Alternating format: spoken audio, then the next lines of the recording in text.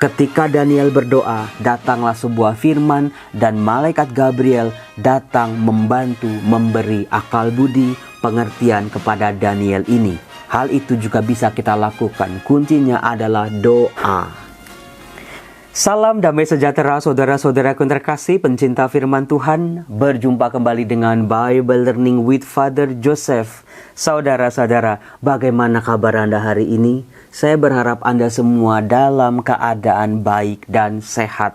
Senang rasanya Anda mampir lagi ke channel YouTube Bible Learning untuk melihat-lihat, membaca firman Tuhan bersama, memaknainya, lalu juga menghadirkan firman itu dalam kehidupan kita. Terima kasih Anda sudah membiasakan diri membaca firman Tuhan secara teratur. Saudara-saudara, percayalah, ketika kita berdoa, ketika kita sedang mohon perlindungan dari Tuhan, ketika kita mohon kekuatan dari Tuhan untuk menghadapi masalah-masalah dalam kehidupan kita, ketika kita mencoba Tuhan lindungi aku dari orang-orang jahat dan penipu, Tuhan, ada begitu banyak peristiwa dalam kehidupanku yang tidak bisa aku pahami, tidak bisa aku mengerti, di luar akal pikiranku.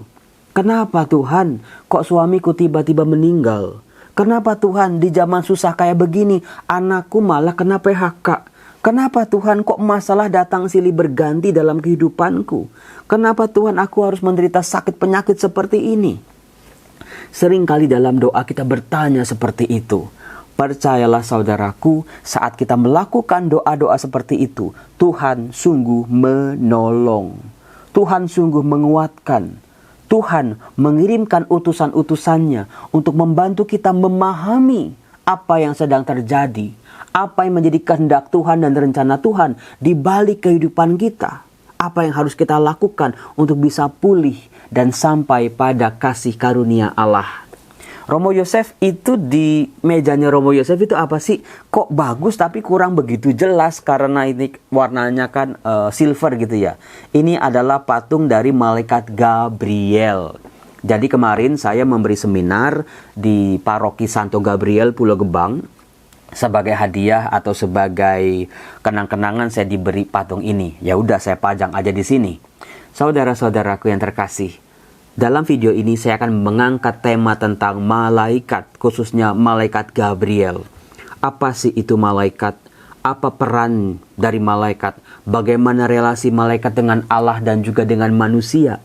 Apa tugas-tugas malaikat?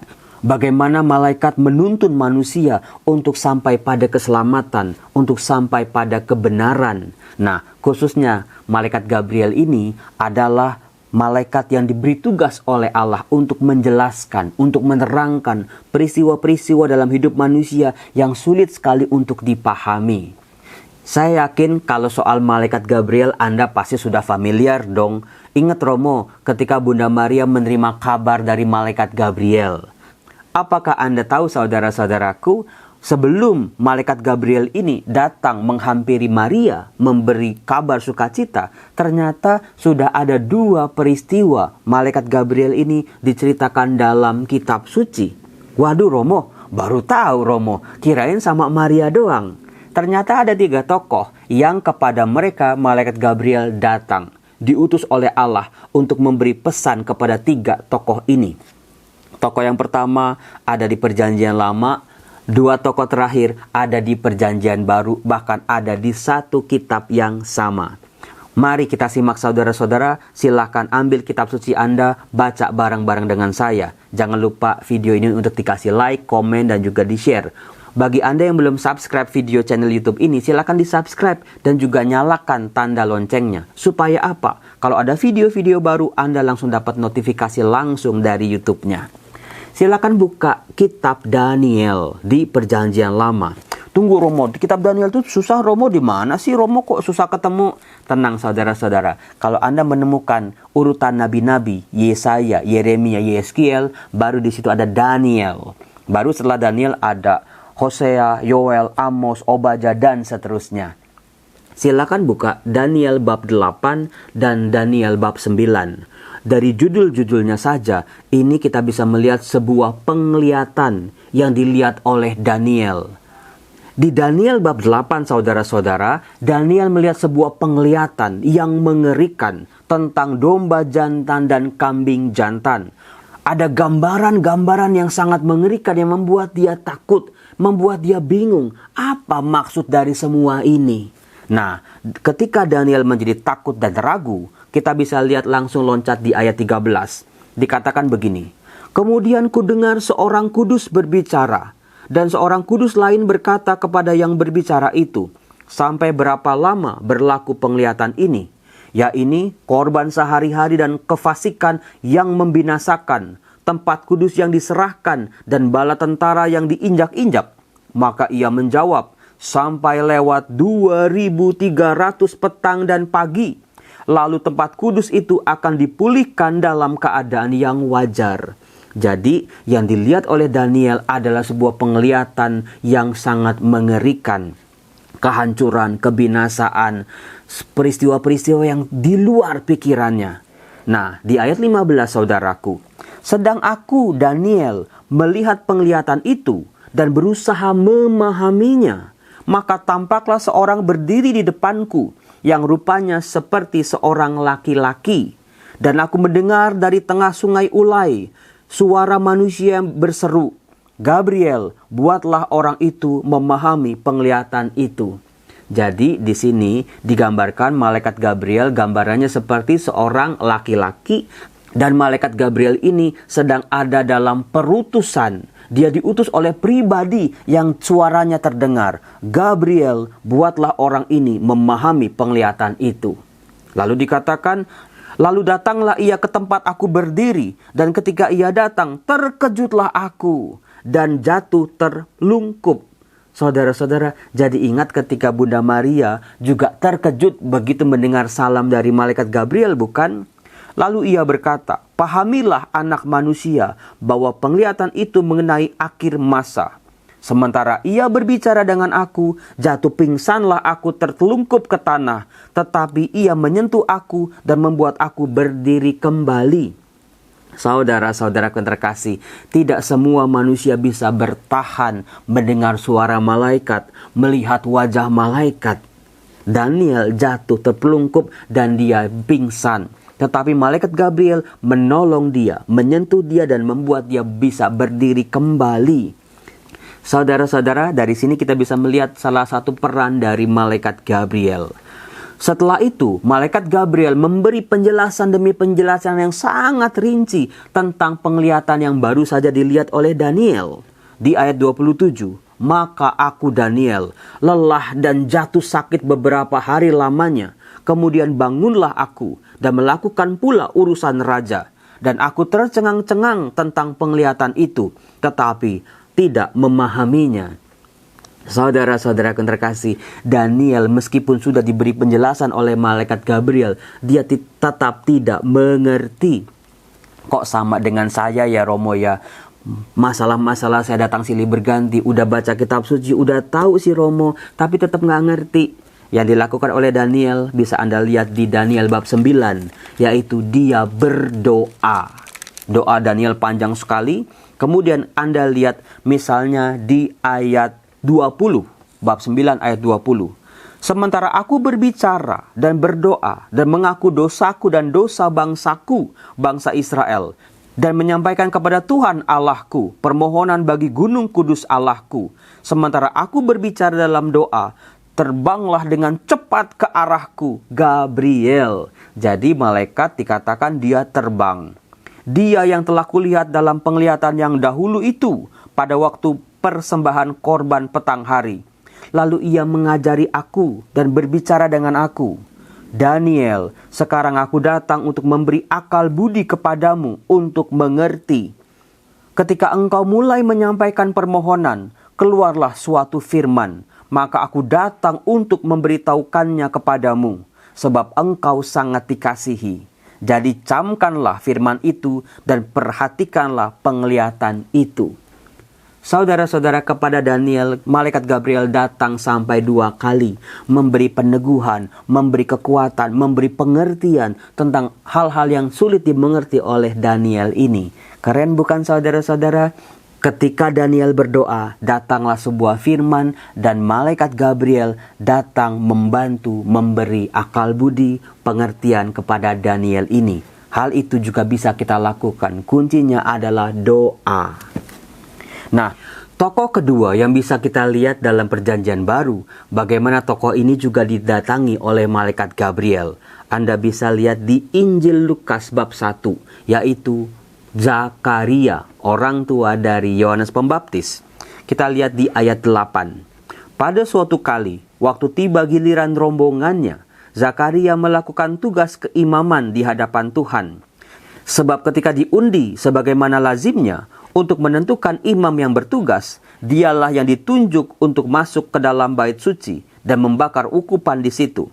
Sementara itu seluruh umat berkumpul di luar dan sembayang. Waktu itu, waktu pembakaran ukupan.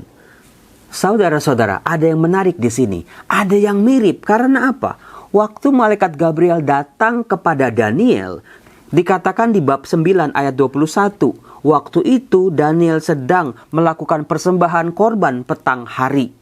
Sementara dalam peristiwa Zakaria ini, sama juga. Zakaria sedang mendapat giliran untuk melakukan pembakaran ukupan.